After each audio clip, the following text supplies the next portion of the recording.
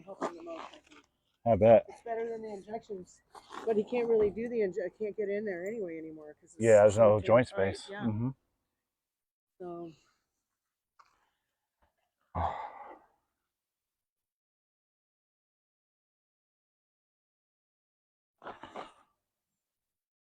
Looks like he's got a pretty big bone spur there too, right above his coronary band.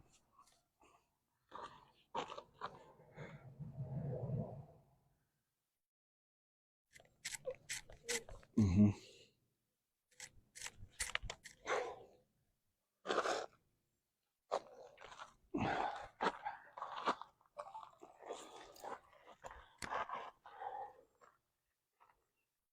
Boy.